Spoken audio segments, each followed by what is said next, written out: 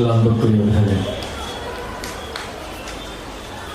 நான் சிறிய பையனாக இருந்த போதும் வாலிப பருவத்திலே குருத்துவ கல்லூரியில் படிக்கும் போதும் என் தலையை பயன்படுத்தினேன். ஆகவே அப்போது எனக்கு எழுகின்ற எண்ணமெல்லாம் இப்படி இருந்தது.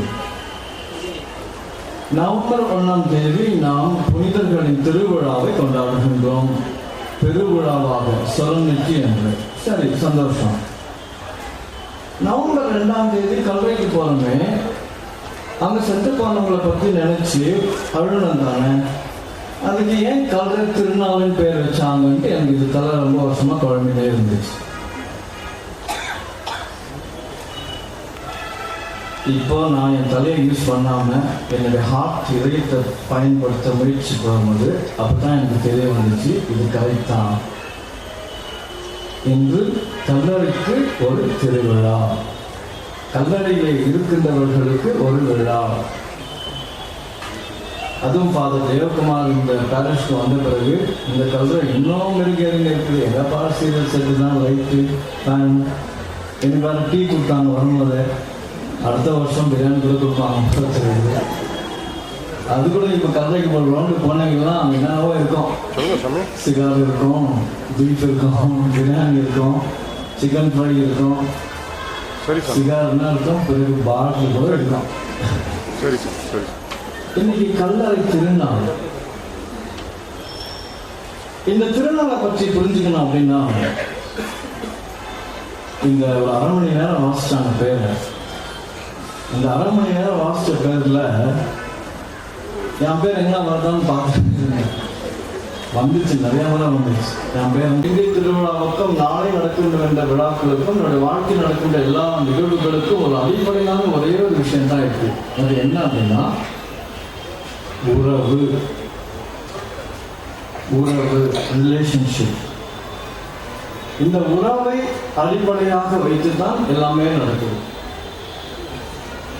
நானும் என்னுடைய ஃபாதர் வீகனும் என்னுடைய பங்கிலிருந்து வரும்போது இன்னைக்கு அந்த சாயந்தரம் கூசலாம் இல்லை கோயிலில், அதனால யாருமே அங்கே இல்லை.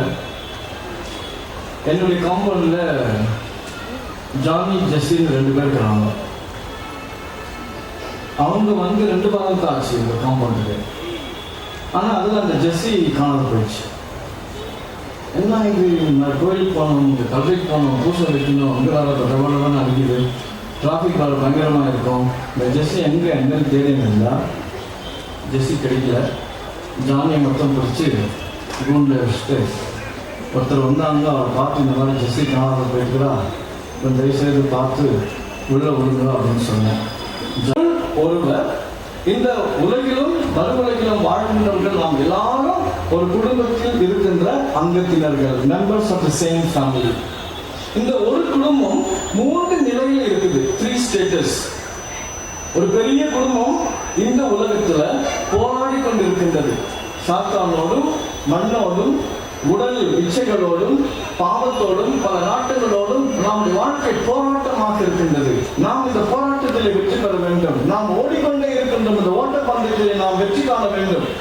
சின்ன பெருமாளுமே சொல்லுவார், என்னுடைய ஓட்ட பந்தயத்தை நான் முடித்து விட்டேன், இப்போது என்னுடைய கப்புக்காக நான் வெயிட் பண்றேன் அப்படின்னு அவர் சொல்லுவார். ஆகவே நாம் எல்லாரும் போராடும் திருச்சபை, மிலிட்டன்ட் சர்ச். நம்ம கூட பிறந்தவங்க, நம்ம கூட வாழ்ந்தவங்க ஏற்கனவே இந்த வாழ்க்கையை முடிச்சு அவங்க கடவுள்கிட்ட போயிட்டு இருக்கிறாங்க. அவங்க கடவுளோடு ஒன்றித்து இருக்கிறாங்க. முகமுகமாக கடவுளை பார்த்து கொண்டு இருக்கின்றாங்க. வான தூதர்களோடு கடவுளை பரிசுத்தர் பரிசுத்தர் பரிசுத்தர் என புகழ்ந்து கொண்டே இருக்கின்றார்கள். அவர்களை நாம் வெற்றி பெற்ற திருச்சபை என்று சொல்லுகின்றோம். ட்ரையம்பன்ட் சர்ச். அவங்க வெற்றி பெற்றுட்டாங்க, ட்ரையம்பன்ட் சர்ச். ஆனா இந்த 2 திருச்சபை நிலையில் இருந்தாலும் இன்னொரு திருச்சபை இருக்குது.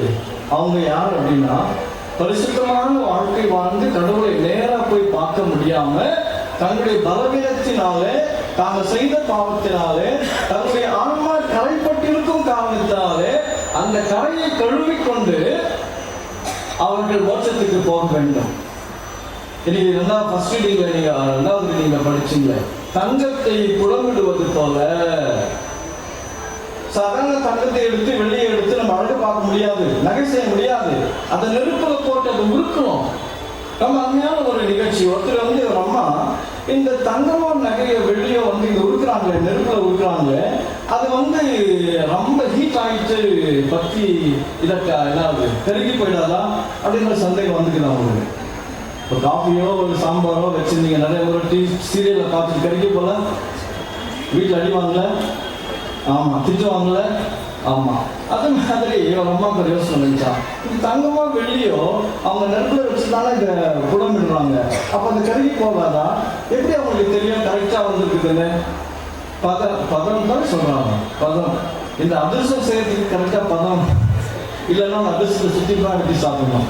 கொஞ்சம் பேருக்கு தான் அந்த அதிர்ஷ்டம் செய்ய நல்லா தெரியும், அழகாக பூவாக செய்வாங்க. அது நல்லா பதம் எடுக்கணுமா, பதமாக இருக்குன்னு தெரியும். அந்த மாதிரி இந்த வெள்ளிய நகையை செய்யும்போது அந்த வெள்ளி எப்படி பதமாகிடுச்சு, கரெக்டாகிடுச்சு, நெருப்புல கீழே எடுத்து வைக்கணும் அப்படின்னு அந்த அம்மாவுக்கு டவுட் வந்து அவங்க ஒரு நாள் போய் அந்த தங்க வெள்ளியெல்லாம் செய்கிறாங்க கேட்டாங்க. அப்போ அவர் சொன்னாலும், நாங்கள் வந்து அந்த நெருப்புல வச்சு அதை பல மணி நேரம் ஊதி அது நல்லா அழகாக எரிஞ்சு கொதிச்சு இருக்கும்போது எங்களுடைய முகத்தை நான் வந்து பார்க்குறோம்.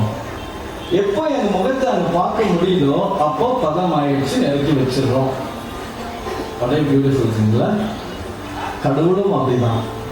உத்திருக்கிற ஸ்தலத்திலே இருக்கின்ற ஆன்மாக்கள் தங்களுடைய பாவம் என்னும் கரைகளை எல்லாம் அந்த நெருப்பிலே கரையப்பட்டு அழுக்கெல்லாம் எடுக்கப்பட்டு தன்னுடைய முகத்தை கடவுள் அங்கே பார்க்கும் தருணத்திலே அவர்களை வாங்க மோட்சத்துக்கு முடிவில்லாத பேரின்பத்திலே பங்கு கொள்ளுங்கள் என்று அழைத்துக் கொள்கின்றார்கள்.